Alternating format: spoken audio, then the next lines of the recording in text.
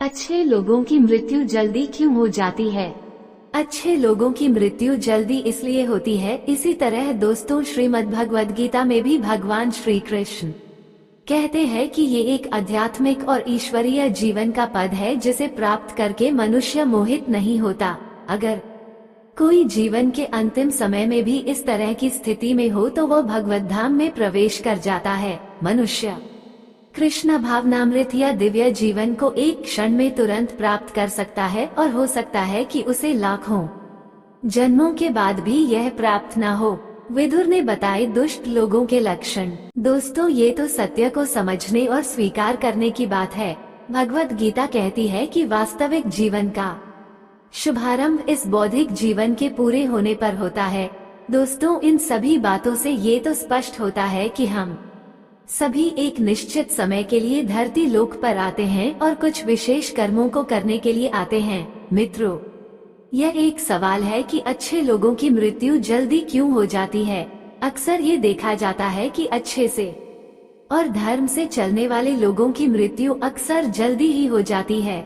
शास्त्रों में तो बताया गया है कि कलयुग में लोगों की उम्र 30 साल ही रह जाएगी और कलयुग का अंत होते होते इंसान की औसतन उम्र 20 साल ही रह जाएगी। मित्रों, धर्म कोई सा भी क्यों ना हो, हर किसी में यही बताया गया है कि जिसने इस धरती पर जन्म लिया है उसकी मृत्यु निश्चित है। और अगर बात सनातन धर्म की करें तो इसकी एक मान्यता के अनुसार बच्चे के जन्म की छठी रात ही ब्रह्मा जी उसकी किस्मत लिख देते हैं, जिसमें उसके आने वाले कल जैसे विवाह, पढ़ाई, नौकरी, यहाँ तक कि मृत्यु की तारीख तक शामिल होती है।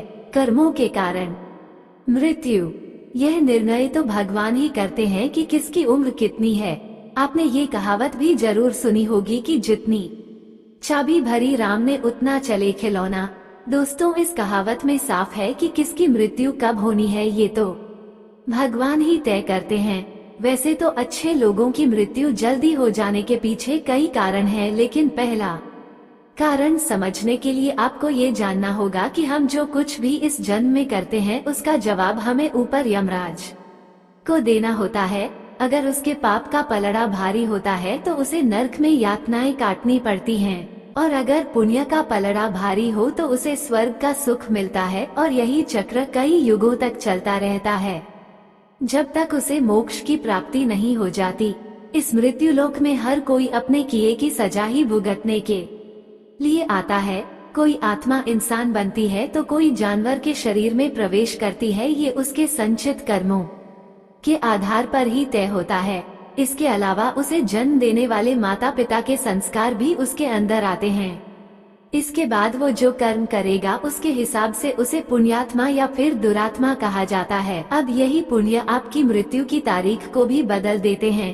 जिस तरह से एक जज जेल में रहने वाले कैदी के व्यवहार को देख उसकी सजा कम कर देता है, ठीक उसी तरह भगवान भी देखते हैं कि इंसान मृत्यु लोक में जाने के बाद अच्छे कर्म कर रहा है और उसे अपने किए की सजा मिल चुकी है। और जब उन्हें लगता है कि अब उसे मृत्यु लोक में नहीं रहना चाहिए तब वो उसे बुला लेते हैं।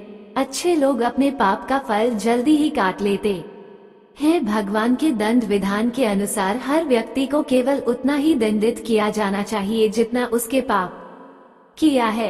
अब क्योंकि अच्छे लोगों के पाप कर्म बुरे लोगों के पाप कर्मों की तुलना में अधिक होते हैं, इसलिए अच्छे लोग अपने पापों का फल जल्दी ही भुगत लेते हैं। हिंदू धर्म में मान्यता है कि भगवान हर अच्छे आदमी को किसी न किसी उद्देश्य के साथ ही इसे मृत्यु लोक में भेजते हैं और भगवान का अपना अवतार उन्हीं उद्देश्यों में शामिल है। इसीलिए जब वो उद्देश्य जल्दी पूरे हो जाते हैं तब भगवान उन्हें वापस बुला लेते हैं। अर्थात अच्छे लोगों की मृत्यु उनके अच्छे कर्मों पर ही निर्भर करती है। इसके अलावा आपको ये भी बता दूं कि जो लोग ये कहते हैं कि मरने के बाद इंसान खाली हाथ जाता है, उन्हें ये जान लेना चाहिए कि 3 चीजें ऐसी हैं जो मरने के बाद भी उसके साथ जाती हैं।